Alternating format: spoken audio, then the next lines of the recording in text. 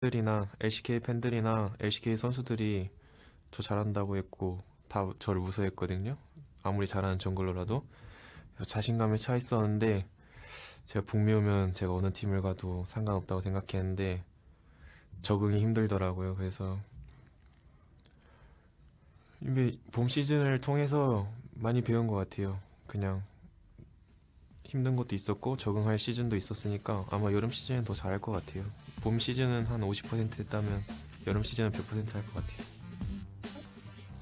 Hearing from Lyra from Team EnVy there. Welcome back to the NALCS. He definitely started to come about towards the end of the spring split, and I think he can start to bring that fear to the teams here in the summer split. I'm Rivington Business III. I've tagged in alongside Aiden Zyrene Moon here to finish out the day with Dignitas versus EnVy, and they are taking the stage for our second battle here in the theater. Let's take a look at the players taking the stage for this matchup, because it's going to be a good one.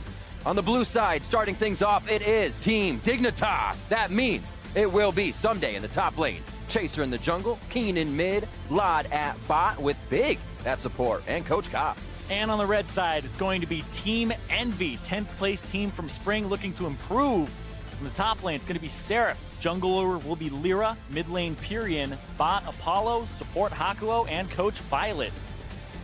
And both teams kind of have a name to make for themselves here coming out after crawling out of the bottom of the standings. Team Dignitas come into the summer split, adding more cogs to the process. Yeah, before the spring split completed, members of Dignitas talked a lot about their focus on improving communication, and their changes in the time off just emphasized that that is what they were looking for. They've added a new coach, they've added St. Vicious, they've added Someday and Chaser have had more English lessons, Right. And they brought in Big, a support that's known for his communication, so definitely the focus of this team is get everybody talking more. Absolutely. They get to now show off any possible improvements against EnVy, who couldn't make the climb out of last place in the spring split. Yeah, as far as last place teams go, EnVy has more to build on than most. Lyra made first team all NALCS, and it's the first time for a player on a last place team to ever do that. Exactly. And they've targeted a pain point for them in the mid lane. The problem was they couldn't really get a transition from Lyra's great early game and the best early game in the league on EnVy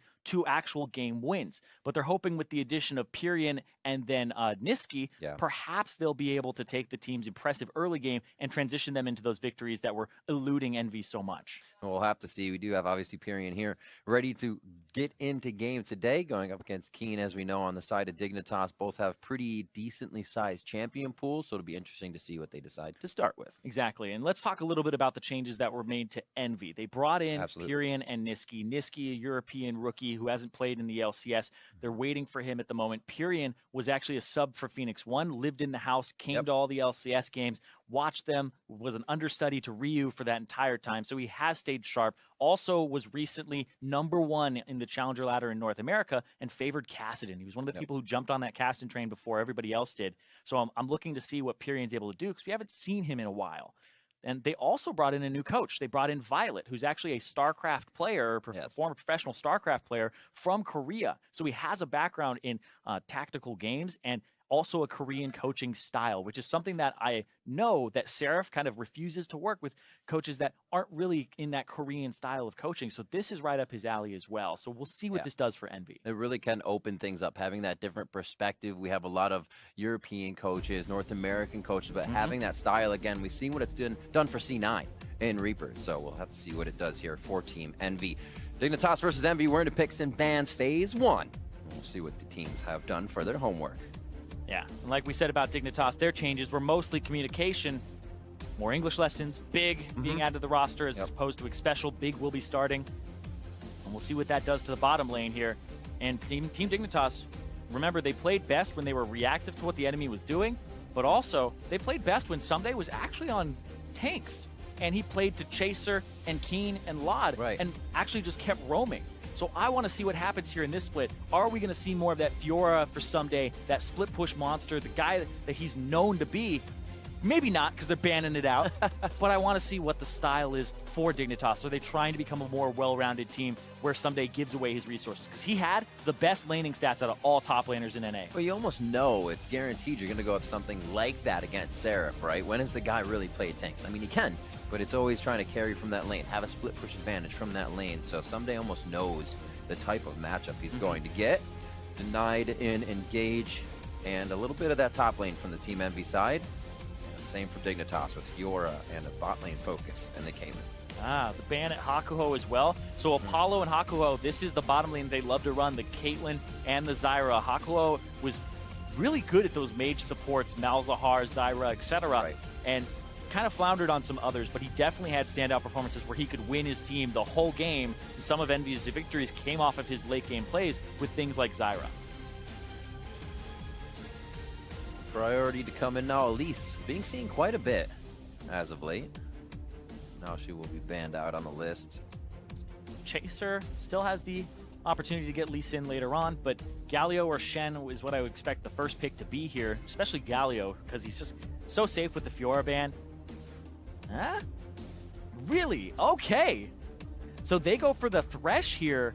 That is really interesting because, I mean, he's a really good champion now. He has a very high win rate in solo queue. Playmaker, Big might be able to start things off with his debut here on Dignitas. Yesterday, Olay had 3 Thresh bans against him. Teams are definitely respecting that throughout practices and what they've seen. So, Big's going to be playing with comfort, and now the calls from that bot lane, as we were saying. Seraph takes in the Xayah. Rakan still available. This could be another combo that we see as we did yesterday from Chronologic Gaming. Yeah, playing Rakan into Thresh. There are some interactions that get a little bit strange. Don't know if he'll play it into it, but we'll see.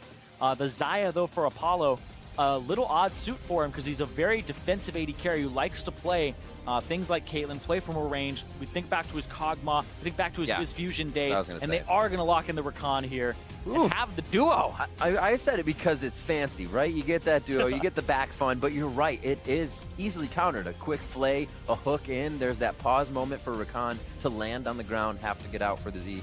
Yeah, and makes it difficult. Exactly, and they know that the Rakan is a good pick here because the Thresh, melee support for all intents and purposes, right? In terms of his range, that you don't have to worry about getting poked out of lane by like a Karma, etc. But this is interesting because the Twitch, very unsafe to play against this bottom lane that can engage on you. Vlad is looking for a little more firepower. Vlad had a pretty underwhelming split, but I like this Shen pickup here and go for a Submarine. Vlad has said, though, this is the team where if the mistakes are made, it's on him. He's got all of the things that he needs around him.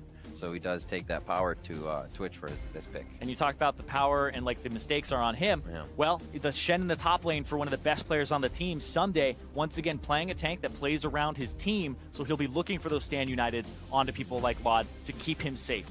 Syndra pickup already as well. Things are going quick here for the first set of picks, but a little back and forth. At least for the mid now and top. Yeah, and now I expect Fizz Echo as the bans here because it's Keen. Keen knows counter picks like the back of his hand. And now the next thing as well is the Vladimir going to be coming out right after that because you don't get those 3 bans, you only get those 2. And we'll see because there are a decent amount of Syndra counters, and I assure you Keen knows multiple. Definitely pretty safe for Pyrion, though, to feel comfortable in this first game.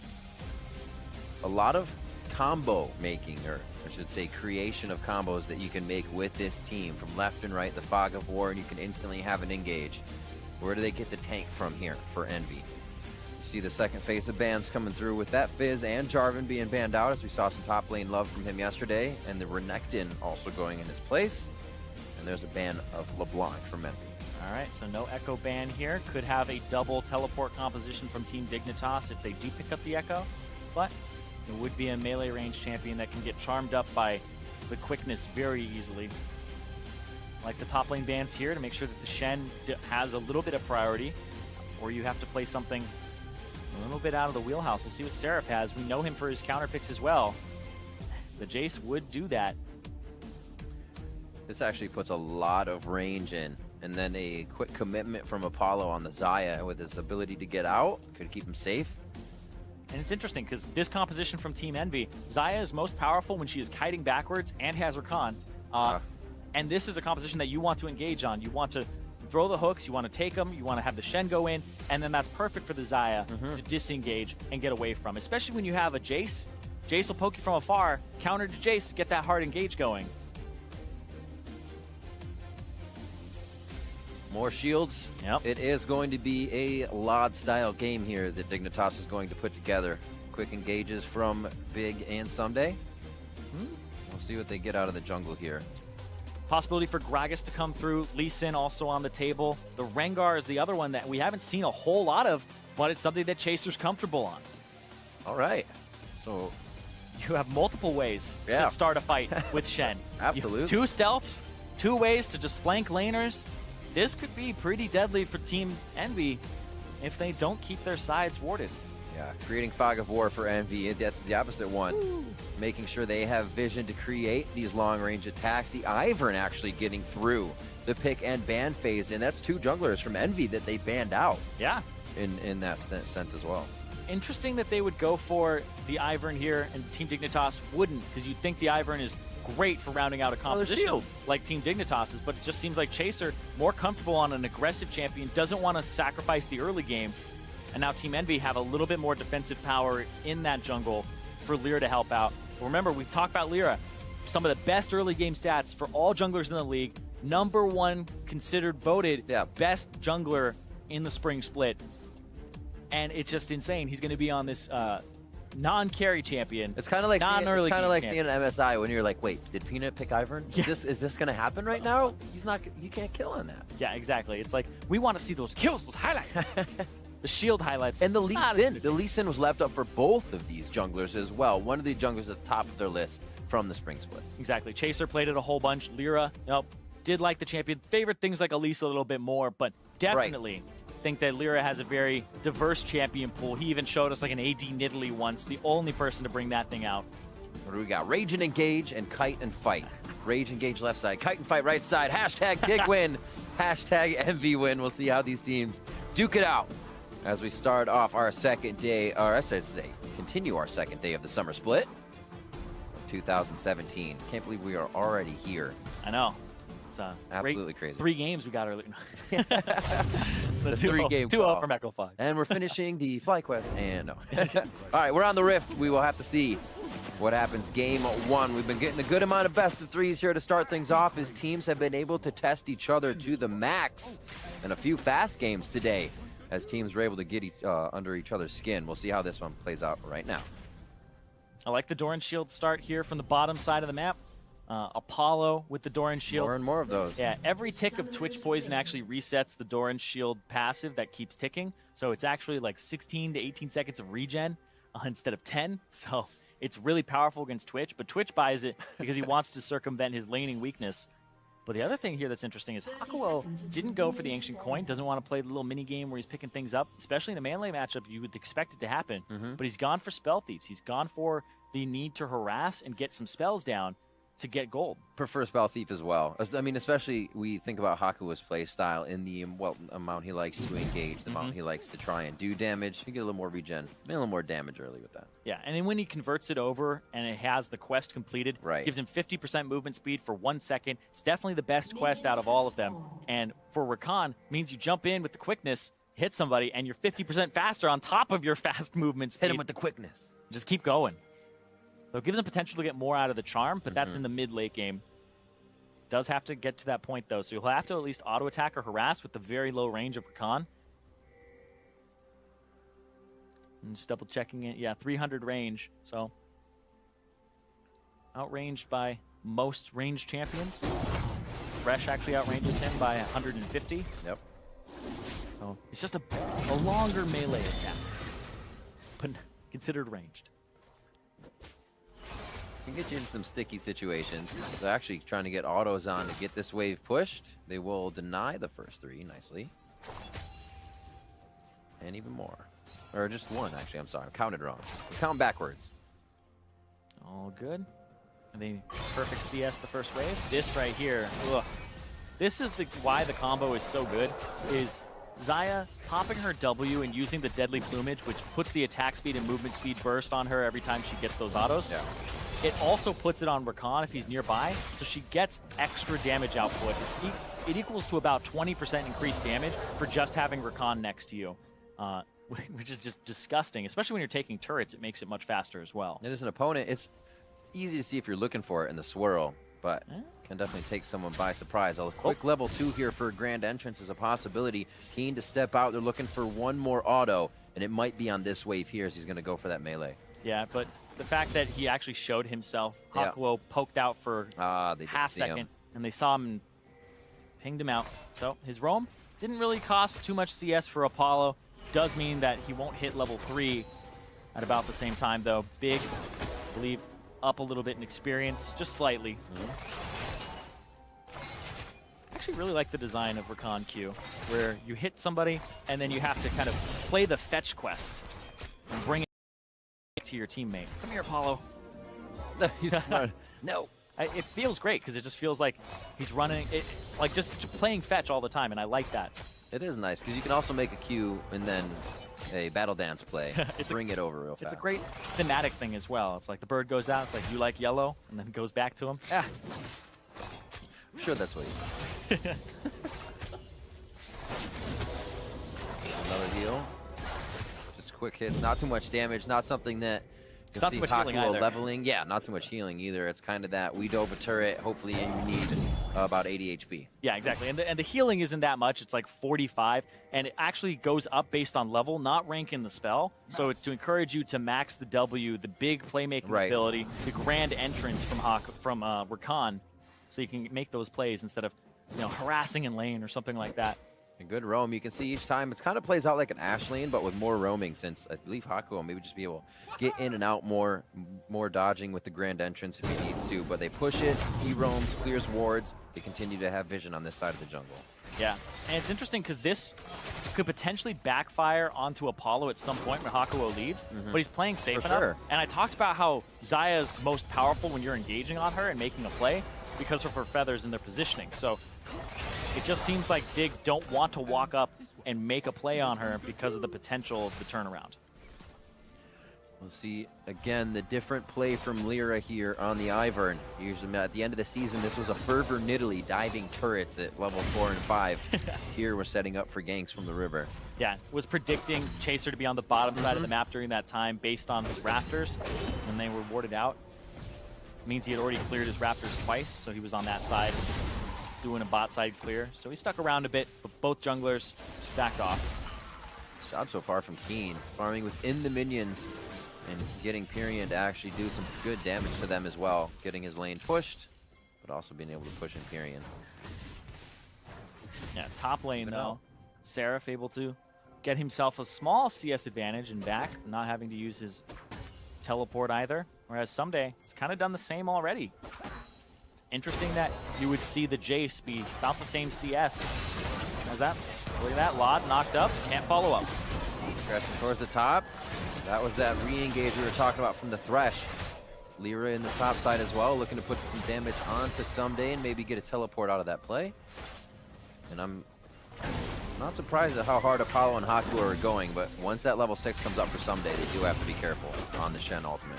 Yep. Someday himself, pretty close. Pretty careful here. Yeah, both pretty close to that level 6. Someday gonna hit it very shortly. And this is where Chaser is going to hang out on the side. Don't know if he's going to do anything, though. Hey, he actually just checks the bottom side jungle. They know that Lyra's not on the bottom side jungle. Potential for a play. It's good to interrupt on the recall so they don't get the synchronized. Wait on the back. It's one of the best parts as well. In a duo, somebody else can start the recall for you. You just take the rest of it. Yeah, Apollo going for the crit-centric build, maxing E, the root or the feather pass-through, the blade collar. Scales off critical strike chance. It's the build that we're seeing a little bit more commonly. There was a Blade of the Rune King build that was bouncing around, but it seems like people are much more favoring these builds of the AD and crit as of late. Seraph placing a deep ward down by the Gromp. Knows that the jungler's on the bottom side. Actually, a ping going down just quickly. Maybe be able to go a little hard here and keep Someday out of the game. We talked about Someday being on something strong, trying to carry the game. Definitely going to be a support one for him, a support style, I should say. Yeah, nothing quite carry-oriented with that Shen, but I will say that Shen, towards the late game, can have that split push threat and split the map. But this is an EnVy composition that really is squishy, so I think being in the team fights for Dig is probably going to be the better suit. He can hold up against the split push of Seraph, but if you do pick a team fight, he has ways in with Lod and Chaser, so could see some great playmaking from Dig, but we talked about communication and them wanting to up it. This team needs communication because if one person's engaging and the others aren't, that's a problem. That's a huge problem and could potentially lose you the game. And Dig really just want to have those clean engages, those clean catches. Well, that's why we have Big now in the bottom here for these guys. A first pick on Thresh for the team. A lot of priority put there in the bot lane for him to feel comfortable and continue to keep vision around the map, continue to keep calls for just about each lane. Well, they decide to go from here. A lot of wards being placed in by EnVy. Wouldn't be surprised if something were to come about soon for them. Red buff being taken over by Lyra. May even be able to scoop one over to Seraph at this point. It's an Ocean Drake first, so not drawing too much attention. Tyrion coming back to the LCS, not too bad in lane, 76 to 69 on what was a third Syndra pick for them in the first round. Yep. Goes up against him.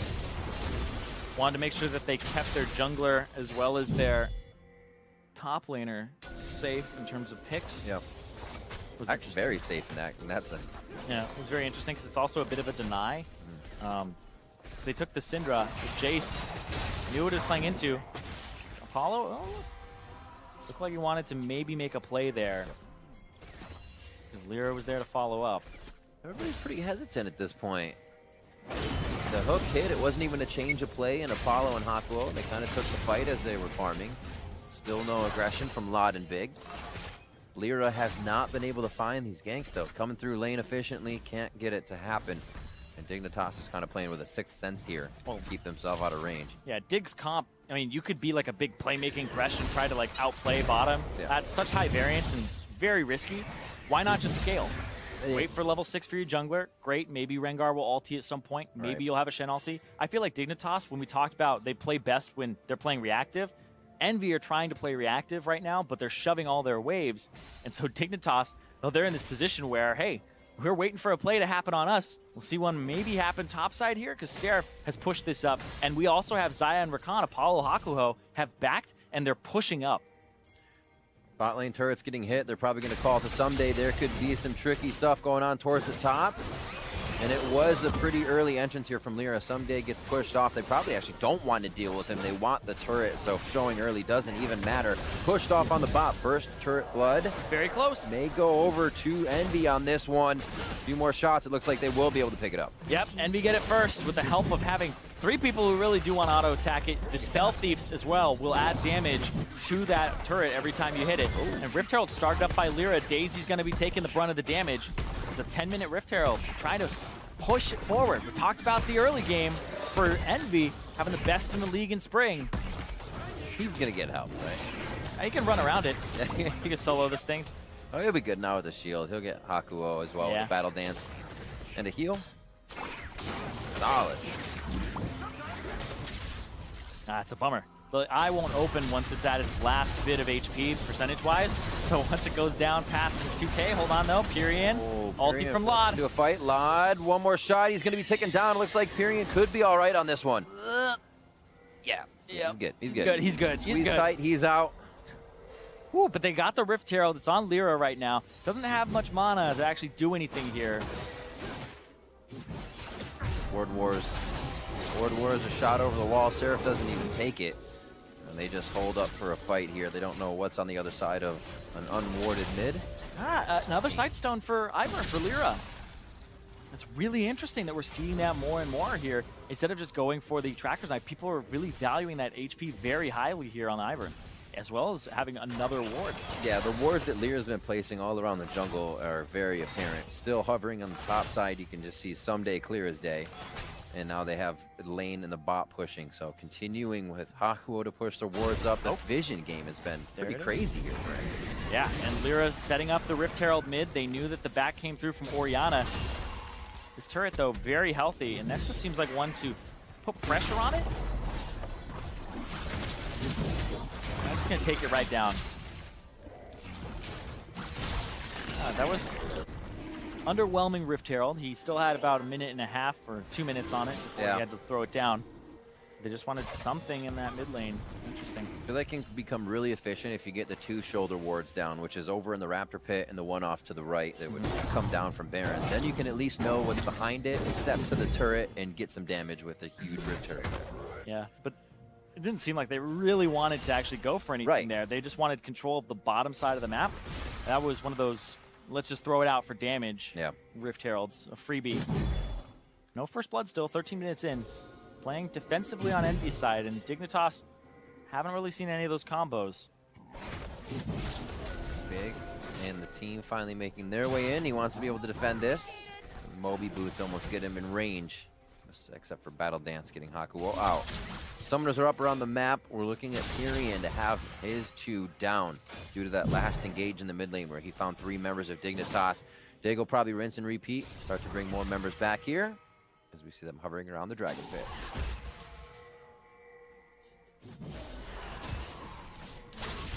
They're just looking for picks. Lod keeps coming into the lane as Twitch. Stealth. And then we also see Chaser just on the side.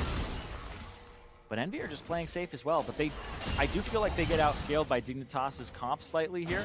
But not by a glaring margin or anything like that. Xayah scaling is actually quite good, especially when you're engaging on her. The Ivern will fare very well in the late game. It's just the Jace who has to kind of get his split push on early. It's interesting as well because he's going for a Blade of the Ruined King. Right here, though, Hakuo going to face check, gets caught. Oh, they just turning it around. Pink ward in that brush. Apollo trying to do what he can as he throws down the ultimate. Seraph comes in, he goes to the skies, he's already in hammer form, so it's going to be real scary for him as he tries to flash to the back of the pit. Good damage from Lyra. Hakuo trying to get up. Lyra got first blood. Be backing out of this one. Lod is down in the fight. Chaser to the backside here. Someday's going to give himself up for the rest of the team. Keen not able to get in with a shockwave on a grouped up EnVy for that fight. That was big. That was honestly just back and forth, but really the turnaround there. Playing against the Rakan, a lot of people are still not used to it, but EnVy were right in position to counter there. Good counter from Hakuo as well as Apollo. And these guys, we've had heavy criticism as well of Apollo of not being like a very proactive player, but Xayah just seems like a champion that's great for him because if the fight starts, he's able to actually just turn it around. Because right here, you could get out as Hakuo, but instead turns on the quickness, taunts both of them, and then goes for the grand entrance for the knockup after. Seraph comes in, a lot of damage blocked there by Spirit's Refuge from Someday, and he tries to actually taunt up Seraph, but they don't have return damage there, they don't have their Orianna, they don't have Keen, and then Hakuo tries to make a play moving forward afterwards. Lyra had already picked up Lod, who's a big damage dealer on this team. We talk about putting all your eggs in a basket. Lod is going to be the majority of this team's damage during the mid-game. Keen will pick it up a little bit later, but if your Twitch is getting picked off like that and doesn't have the protection, then it's an issue. It's interesting too because he was picked up by an Ivern, which you don't really expect, but it still happened and Lyra got that first blood. Thanks to the brush. Yep. Yeah, just pushes on both sides of the map here for turrets. Just trying to open up the map a little bit wider. Talked a little bit about the kiting. We didn't talk really about the disengage these guys can do. And then to the kite, they hit Apollo or they hit Hakuo. It's a battle dance or it's the quickness out, right? You have so much committal to that first hit that Dignitas kind of was left wondering, well, who do we hit next? How do we engage next? Very tricky there from EnVy. So now that Dignitas know, probably won't be hitting that as quick next time and be sure of which target they are going to grab. Exactly. Dignitas weren't really that great at proactive plays during the spring. Like we said, always looked better being reactive. That was a play that they started again and it backfired. And this is a comp that you can make those proactive plays. They were looking for some with the Twitch constantly stealthing into lane, but we haven't really seen like an ultimate from Chaser where he's trying to get a pick. And look at this Big trying to shore that up. There's the hook. Oh, what a good hit from Hakuo, denying the rest of the damage with the shockwave from Keen. Finds its true targets. Pyrian and Hakuo are down. Not everybody there from EnVy, and a great turnaround from Dignitas. That was a great hook from Big to start it up, but then a follow-up from Keen. The guy has so much damage already, highest CS in the game, and he's been doing work. That's why that last fight didn't go their way either. Right. Imagine, again, if we had that shockwave in the last fight. Holy moly. And he's still going to go back now with a bit of gold in his pocket on those 2 assists. Chaser trying to do what he can to get this Drake for his team. Get a little help from Big, possibly. Big going around to the back. Chaser says, I got it. Just give me the lantern to get to safety. Yep. Not even going to smite it. Cool guys don't smite. Yeah, going to go for the red, smite that.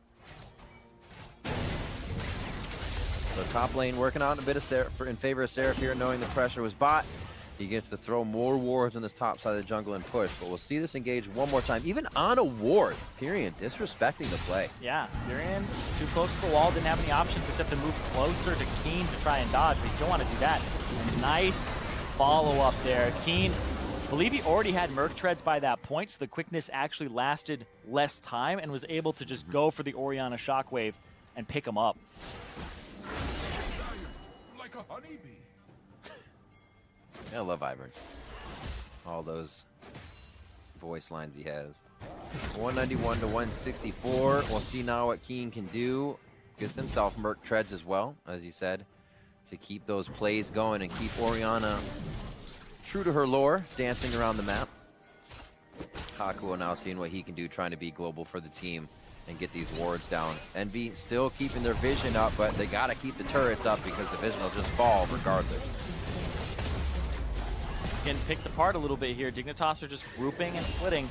Now there's no more of those inner turrets, or those outer turrets, sorry, for Dignitas to take. They have to play for those deeper objectives, and they can't be scared to do that. Seraph pushing down bottom, still doing his split push thing. Went for the Blade of the Ruined King first to try and do some percent HP damage and to sustain himself in the split. It'll work a bit versus Someday, but ultimately he does have to find a way to push this Shen out.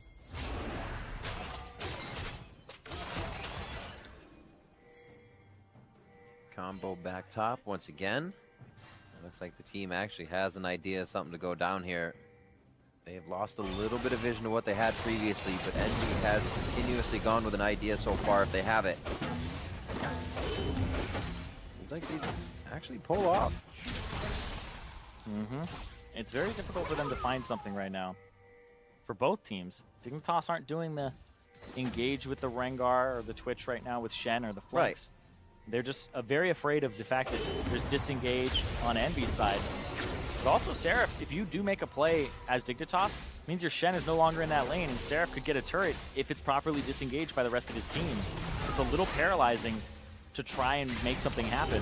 This is good as well. Bring it to the teleport. You're not going to be tricked by him showing up in lane, and then you bring the team down. Just going to go ahead and organize everybody in the same spot. A flash being blown, as Seraph overstaying his welcome after a taunt from Sunday. And mid lane is going to be pushed here. Lod and Big trying to make a call. Sorry, Lod and Keen. And have to watch their right side as they do not have vision. Yeah, push up mid. Try to route them that way. What's the Baron status look like here for this team? There's no wards in this area. They don't really respect that. And Keen's just going to drop out of vision and back. Pick himself up Luden's Echo, so a good back for him. They're playing around each other. Yeah. It's like, how can we avoid each other even more game right now? Both teams seem like they just don't want to play into the other team's hands. Yeah. But Dignitas, I will say, just scale, like I said before. I mean, so they're happy right now. Yeah, they're really pretty happy. They don't really have to make gigantic plays or anything like that. They can just scale up and wait. EnVy, kind of the same boat, but not entirely. It's interesting as well, and it obviously doesn't have to play to this, but you see these games kind of go more even. Dignitas will try to make a few plays. If they don't, it almost puts them in that situation where then they do have to say, do we position for a Baron jockey? Do we go back to that? If the game's kind of almost manifested itself in the end, once you can't find anything. Exactly. Is it a Dig Baron again? We'll see. EnVy, not really the greatest of early games here either. I mean, we talked about how they were the best early game team in spring with Lyra's aggression, but the Ivern, very different style champion for him. Mostly focused on vision control and taunted out here. Bit of a hit. There we have the ultimate from Chaser. Does not look like they're going to find too much. Lyra should be able to get out of this one alive. The redemption comes down from himself. A little bit of self-healing there. Bot lane's pushing very nicely right now for Dignitas. They have some time to play here, as EnVy will have to respect that. Yeah, Seraph's going to go down bottom and pick that wave up and just grab all that CS and put him out to a pretty decent advantage over Someday. But Someday still has both globals and can still kind of pull them across the map. But this Baron, I think you at least go for a start or a feint here. This is a Dignitas Baron, and I think this is easy. I think they get this. They just saw Twitch go in there. Oh! Big's going to try to play defense on the outside. The box is there very, very low. The Baron also is not taking too much damage. Great damage coming in from Keen and Big. Pyrion almost goes down as Hakuo flies in with the ultimate. Baron's down to 2,000 HP. This is smite range. Everybody's in. It goes to Chaser. Dignitas now needs to make it out safely as EnVy is ready to engage. It's all range though. They have to get to that spot. Seraph can't do it now. They've been slowed. Good hits from Dignitas coming in. The Venom cast stopping the engage. Oh, Someday makes it out. Teleport in coming from Someday. He actually went to get that Stand United on his teammate. Gets hit up in the mid. Nicely done. The Stand United is faster as well. It takes 3 seconds as opposed to the 4.5, so he used that to get out right in time. If he had TP'd, that would have been him getting knocked up. Huge there as well from Dignitas, getting the Baron at 22 minutes. I was talking about how the vision of EnVy was really lacking around the pit. I thought they were going to go for it at 20, but then they set it up appropriately, and then you saw Seraph down bottom answering that gigantic slow-pushing minion wave. Exactly what they should have done. That Baron, that came to like a 50-50 at the end, but they almost picked up Pyrion at the beginning, and they could have gotten some picks on the way there as well. True to history. Yeah, and speaking of Pyrion, currently down 2 levels behind Keen, who's been having a great performance so far on this Orianna. Up 40 CS, has those 2 assists to his name. And he's going to be that mid-game insurance. Talk about Lod being that, that person that they're putting the eggs in the basket for. Yeah. But I think Keen is that insurance as well. The Orianna, even though defensive in most compositions that want to protect a Twitch or a hyper carry, still can deal a ton of damage in team fights. It shouldn't be underestimated. It's like one of them flies under the radar for a bit, and then you see his damage, and then you get hit up by Keen, and then you know you have to dodge it from 2 areas on the map. You're watching for the flank from Twitch, who's got like a shield from the Shen, and then you lose track of the ball, and you can just completely lose the team fight off of that. This Chaser gonna go. They are just creating a human wall throughout EnVy's jungle now. It's gonna be very hard to get from turret to turret unless they route all the way down through their base, which means more time for Dignitas to get with these turrets. Pushed off in mid here. This is where the poke somewhat plays out for EnVy if they aren't getting swamped by minions at their turrets. Yeah, I don't even know how much the poke sticks either. The Jace pick for top just seems like comfort, and this is where that small feeling of like hopelessness for EnVy's comp kind of sinks in, where you're like, man, their mid lane's behind, they'll get obliterated by a shockwave. They have the ball combo where you can throw it on Shen, throw it on Rengar. They have the protection of the Shen. I'm not winning the split push as much as I should. We'll see here. All right, that's some good damage. Yeah, here comes Chaser though. It's a 2v1. He was, it was that's baited. Unfair. That's all he gets unfair. Oh! Pyrion there as well, gets a kill for himself, almost gets the hit is onto Chaser. That's fair. The scatter. Comes in, makes it a 2-on-2. Tag me in, bro. Picks him up. They needed that, at least to get a little bit of breathing room. The Baron being pushed in more than one lane is just too much for EnVy to handle right now. And Keen knows Pyrion's still doing a bit of damage now that he's got a few items. We'll back off with Lyra on the way. Both top laners blowing their flashes though. Seraph was winning that 1v1, but it was really one that Someday was sticking around for. And EnVy, like I said, that hopelessness is starting to kind of sink in. You're really relying on, hey, this split push has to work, or the engage has to work, but they're not going to be in the same spot here on Dignitas unless you really force something first. Yeah, Seraph. Good follow from Chaser here, but the 4 stacks. Missed the first route, got the second, and then the taunt flash from Someday. Put him right in range for Pyrion to just get the pick up there. Love seeing this composition again. A Venom Cask from Lod into a hook from Big, starting off the fight with the Thresh and the Twitch. It ain't easy being green, but they're trying. They're trying. 3-3, 27 minutes in. A pretty neck-and-neck game, but Dignitas has found the structures, the map control, and they've really been able to put themselves on top with just those small advantages continuing to mount on each other. Gonna be a little bit before Someday can push up this bottom wave. The rest of the team will be happy to take a kill if they can get it, but staying safe for the time being. Yeah, just going between turrets, getting those tier 2s. This has always kind of been the worst part for Dignitas, is getting to that base. They've had some early advantages in spring, but it was really just pushing it forward. A lot of that is communication too, having the team understand, have that game knowledge, and play relative to each other. They've gotten some mid-turret damage, looking towards bottom because it's been shoved out, and top is getting shoved in. I think this is great. Now they get a lot of damage on this turret. This is potentially this turret going down. Yeah. EnVy doesn't have a tank line to actually threaten this, and because of this rotation, it's just way better, and EnVy just pick up that turret. A lot of pings going down mid lane. They feel like they can get the backs and route Dig and just push this one wave down for maybe one, maybe a top two. Yeah, top lane turrets being pushed in someday, or sorry, not someday. We're having Laud back for that, as well as Chaser. And he'll try to pick that one up. But now EnVy gets to push mid and get to push that top turret too. Oh. They didn't stick around for the damage there. We're a little bit afraid of Chaser potentially ulting and someday ulting him too. So even though Chaser was still like tier 2 turret in the middle of the lane, they were respecting that. Already got that Knight's Vow from Lyra. Yeah, he's actually gone for a build where the Ruby Sight Zone, we're seeing it way more from Iverns than I had actually anticipated. Right. The early Sight Stone, they get rid of their jungle item because you're never going to upgrade it anyway. And then the Ruby Sight Stone is health. 4 wards, your team is just swimming in wards and vision, but also it's the active cooldown reduction. So his redemption is off the cooldown faster than normal as well. Someday, not having fun, gets charmed up, is able to get out. He's out, has a lantern. He drew 2 ultimates and a flash. Very nicely done. Yeah. Only having to burn pretty much nothing.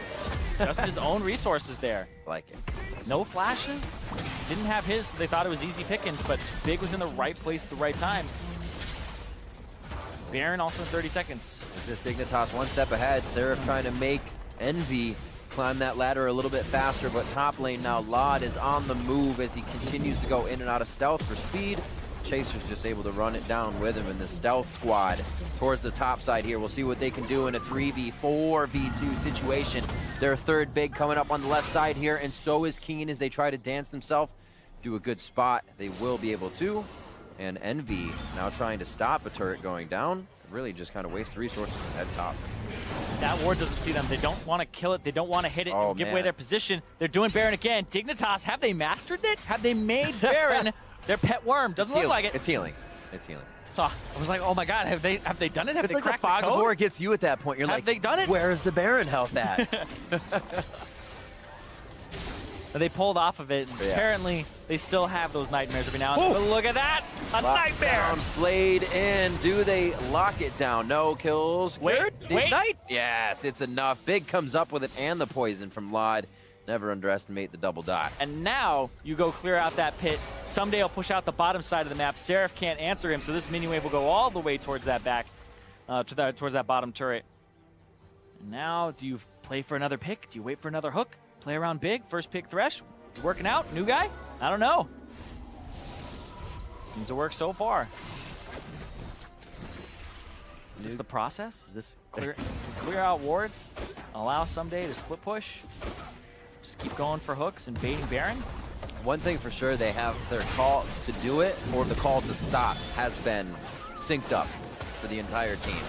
Here we'll see one more time. Can they go 3 for 3 on those calls as EnVy looks to make a move. Someday first over the wall. Doesn't want Lyra to be able to get a chance. And he's actually forcing Lyra right out of the fight. It's going to be the root caller onto Big. Oh, yeah, he went in. Not going to have any flashes over. That means he seals his fate.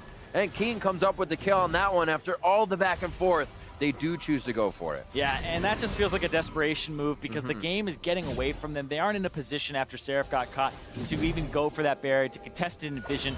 Dignitas have the better straight-up team fight and front-to-back team fight as well with the Shen. So you can't face check it. You have to just throw wards over the wall, and Dig played that right. Dig get themselves that Baron. They put baiting it appropriately, picking it up. They're getting more turrets. They might crack the base, but that wave clear seems to be a little bit too strong at this moment. They have minions in every wave. Looks like they'll grab the ocean if they even want to. They should, just because it'll be uncontested. And back to do this once again, use the Baron buff at full and make sure they get more out of it. Keen, level 18 already. This right here, the taunt onto Lyra, pushing him back. And then right here, the flash over. Big actually flashes into the root caller and flays him as well.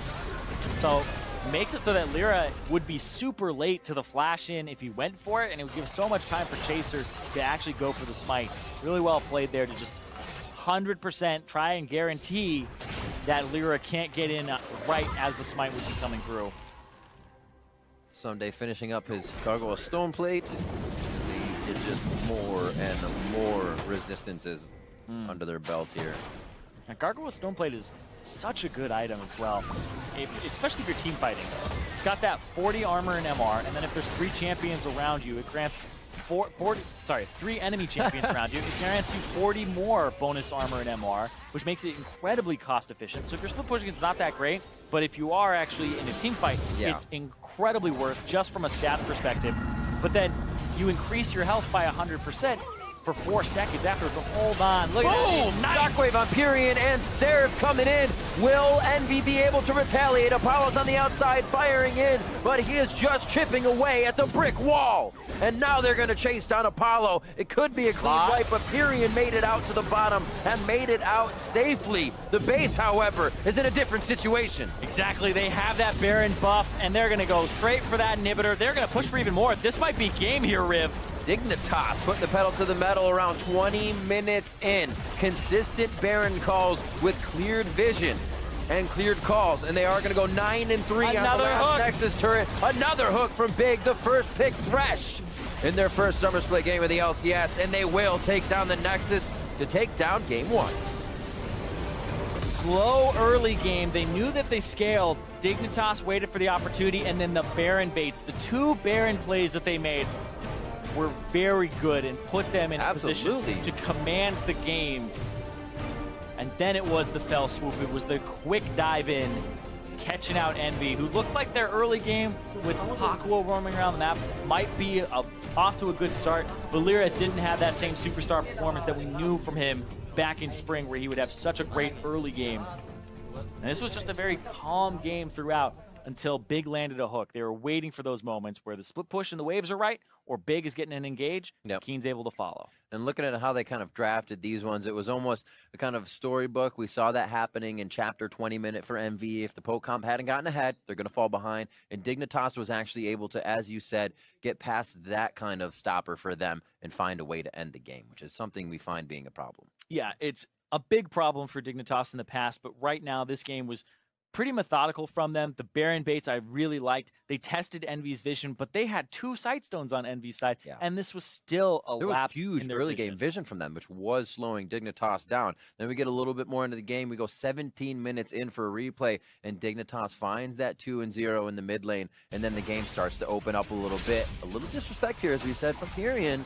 Thinking he had the distance. And this was just a great hook from Big to start it off, and then he's able to get the follow-up from Keen right on top of 2 members, as Hakuo, who had been doing some great early game moves, ended up trying to save a lot of those plays, because Pyrian did get hooked and did get dropped there, and that was really kind of I wouldn't say the beginning of the end, because that took a long time to actually amount to it, but really Pyrian was suffering in the mid lane against Keen, who was always up in CS, always up in levels over him, and showed that, Keen still has it, still didn't really miss any beats from last split. And it was a very quiet mid lane overall. We did see those 2 flash or the summoner spells blow in the beginning, and things kind of went off from there. Before that, it was a mid lane that was flying under the radar. Yeah, and even if you look at CS, it's 34 minutes is when the game ends. Keen has 380. He's been picking up so much farm, trying to get that Orianna to level 18, trying to be this very effective Shockwave team fighter that stops EnVy's composition from even wanting to group ever.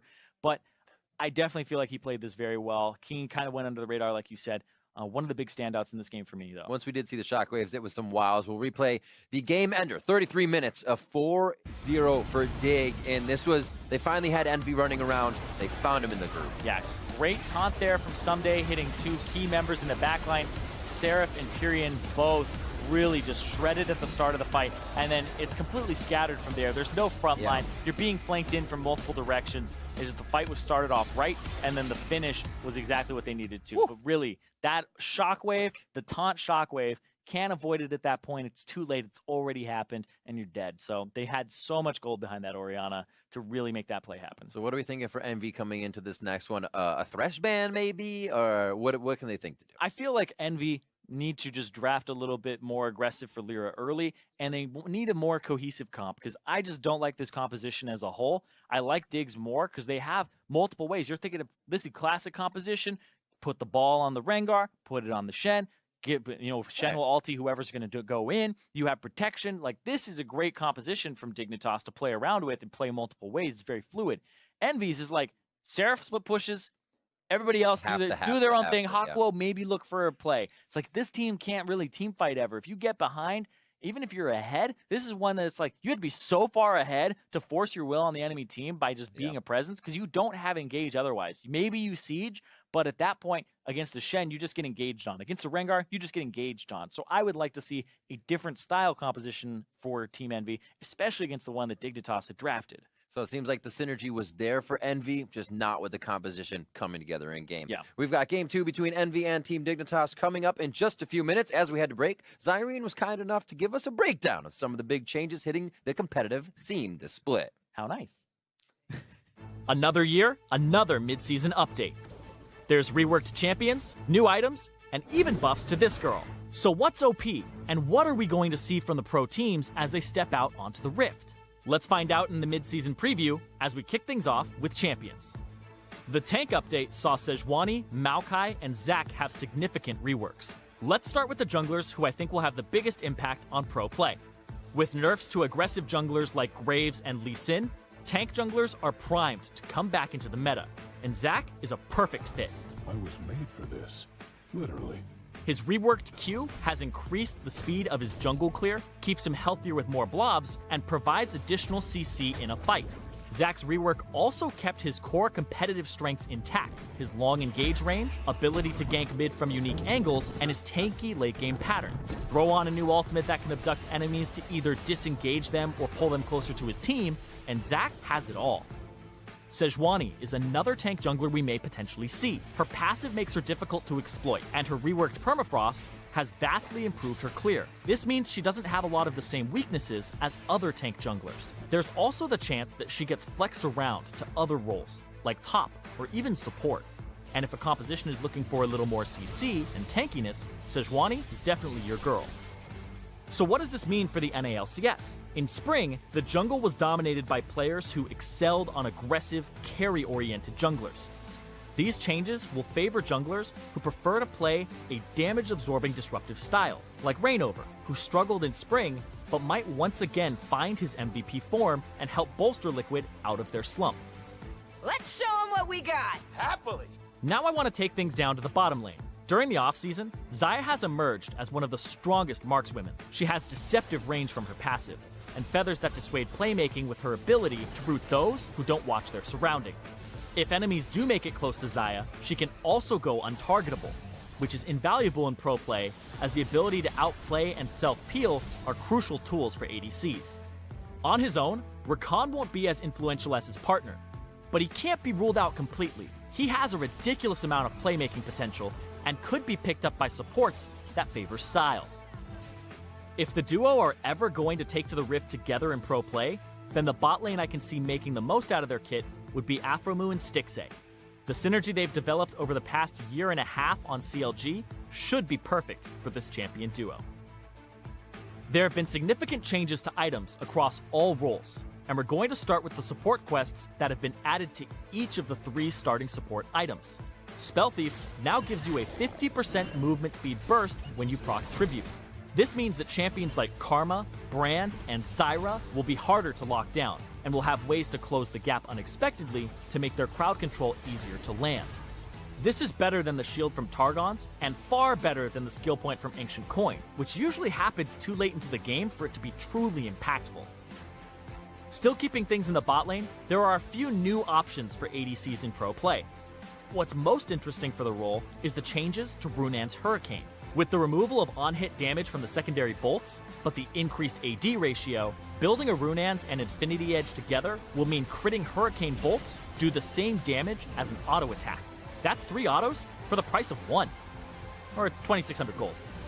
This could see champions like Caitlyn and Jinx challenge the Blade of the Ruined King meta that was so prevalent at the end of spring. So keep your eyes on ADCs who have shown a propensity to carry, like Spring Split MVP Arrow or TSM's Doublelift, who comes back at a great time in the meta for his carry mentality. Now, we're going to take things to the top lane to talk about the changes to this girl. In Spring Split, the Rift Herald was underwhelming. Now that the Rift Herald is a turret-smashing behemoth, it will become highly contested. With the increased emphasis on Rift Herald, top lane is wide open, as long as your champion has a clear and effective way to establish dominance. Once they win the lane, secure Rift Herald, get the turret, and win game. These changes become even more interesting when you consider that top lane also happens to be one of the most stacked lanes in the LCS. The changes to Rift Herald are going to make for some explosive LCS action. Which teams will adapt the fastest and take control of Summer Split? Find out as the NALCS kicks off on June 2nd.